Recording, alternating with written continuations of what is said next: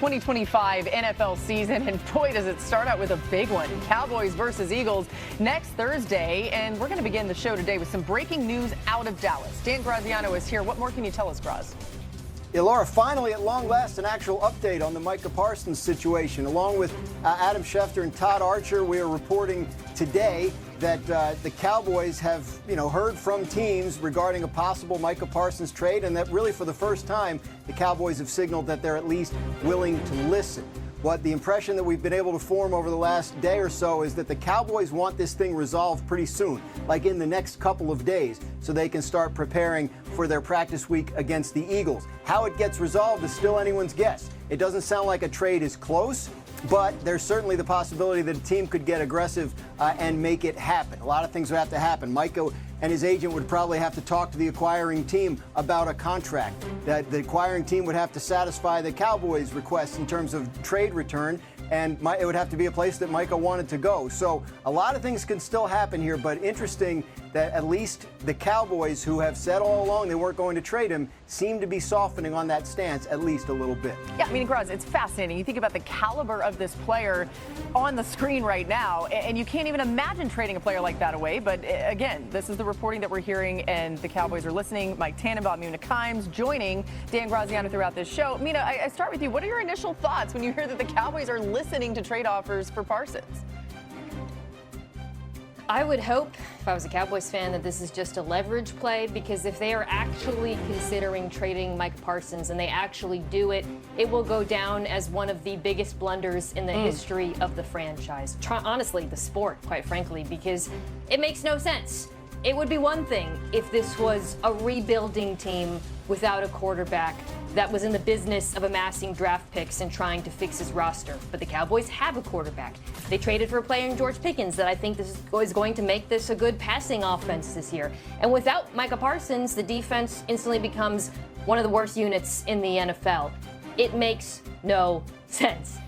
And again, even if they were to do it, let's say, and get all those draft picks, you get draft picks like that in hopes of getting a player like Micah Parsons, which never happens in the NFL because he's one of the two best pass rushers in the league. It's just insanity to me that it's even gotten to this point. And truly, if it happens, the fan base should be incredibly upset with Jerry Jones. Yeah, well, I think we all agree. Also along, we talked about Terry McLaurin, Trey Hendrickson, and obviously Micah Parsons. And this seemed like the easiest one to get done given age, productivity, and everything Mina said about the player. Yeah. With that said, there is a little bit of a mini bye week now, ironically, except for Philadelphia and Dallas being about 3 or 4 extra days in the calendar. So if Dallas was going to do this, guys, what I would be saying is to every team, by close of business tomorrow, I need your highest and best offer. Picks, players, whatever it may be. And I say this, we woke up this morning, and Dan Graziano had started this report. And if I was with the team and started Dan's report, I'm talking to ownership. I'm talking to our head coach. So if I'm teams in the NFC North and there's maybe a team that could be interested in him, I think the other teams would want to say, like, hey, wait, Micah Parsons is actually available. Like, what could we do here? And if I'm Dallas, I'm trying to hold an auction as fast as possible. I think what's fascinating, if it does progress to the point where there's a trade, is trying to figure out what the return for a player like Micah Parsons at age 26 would be. I think you're talking about multiple very high picks, multiple first-round picks, and probably at least one defensive front seven player who's probably young and maybe on a rookie contract that can help replace Micah Parsons.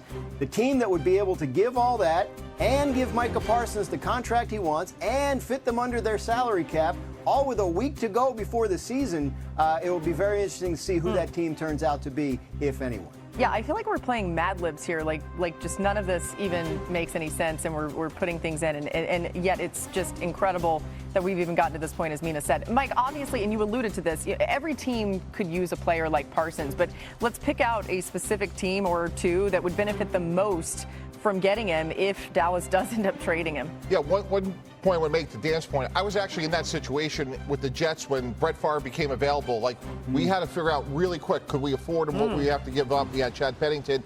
You're going to have to move fast. And just focusing on the NFC North to answer your question, to me, I would start with Green Bay and Detroit. You put Micah Parsons on either of those teams, and you have to get past Philadelphia, San Francisco, all these other high-powered teams, Washington. he could be outcome determinative in terms of, like, we could get to the Super Bowl. And if I'm Brad Holmes of Detroit, if I'm Jason Light of even Tampa Bay, I would certainly try to get Dallas on the phone and close them out and say, we're not negotiating, I'm paying a bill. So, hey, if it's Green Bay, it's Devontae Wyatt and 3 first-round picks, whatever it may be, it's Brian Branch and 2 first-round picks. And I just want to know what the bill is. I'm going to get the head coach, I'm going to get the owner in the room, and we're going to make a decision really fast. Ooh. Green Bay, Tampa both make sense to me. I like those ideas. Detroit, a little bit apprehensive because they got to pay Aiden Hutchinson soon, so you'd be committing a lot of money to pass rushers. I'm going to throw out another team that I haven't seen people talking about. How about the LA Chargers? Ooh. Young roster. As a result, they have the second most cap space in the NFL, nearly $100 million next year. They already paid Justin Herbert. And the defense was really ahead of schedule last year under Jesse Minter. But when I look at the pass rush, you have Khalil Mack, who's nearing the end of his career, most likely. You have Tuli Tuipulotu, who's good. But Micah Parsons would really be a difference maker on that pass rush. I like a lot of the young players in the linebacking group, the secondary. That, to me, would be a difference maker and would make them they would make them contenders in the AFC. You know, Mina, one of the teams that was brought up to me today was the other LA team, the Rams, because they have the kind of young defensive studs up front that you might be able to send back to make a deal like this work. So we could list every team. But I also think it's interesting to think about teams like, say, the New England Patriots, who have a quarterback on his rookie deal and are trying to build something out for the future. Micah Parsons is not a one-year rental. Like, whoever trades for him, if someone were to trade for him, is probably anticipating having him for the next decade, which is what Dallas should be doing. But obviously, this thing's gone sideways. You know, this conversation has gone full circle. It goes back to what Mina said at the top of it, which is like the object of the exercise is to get a dominant young pass rusher. So, again, if I'm Dallas, at some point, you just have to sit down and say, hey, look, this offseason went as predicted. A year ago was Nick Bosa, roughly at $34 million. We're at $41.5 with TJ Watt. Let's just pay the bill and move on. Yeah. Because, again, when you trade for George Pickens, you have Dak Prescott under contract. You feel like you've made reasonable improvements in your passing offense. You have a chance with Parsons and no chance without him. Yeah, you just got to do it. And by the way, the season opens for them a week from today, and there's no better time than right now. Again, another reminder, too, that this timeline is going to happen really fast. Graz alluded to that as well. They've only got this a couple days, maybe, before they want to get something done. All right, time for some top stories. We'll keep an eye on this Micah Parsons situation. But let's go to the other side of the season opener. Graz, what is the latest in Philadelphia?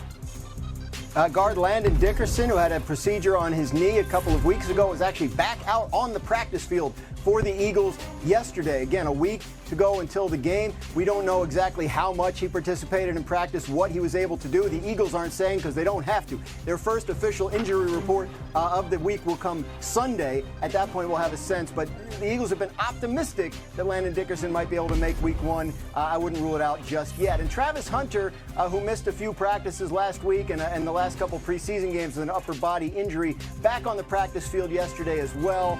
Their GM, James Gladstone, telling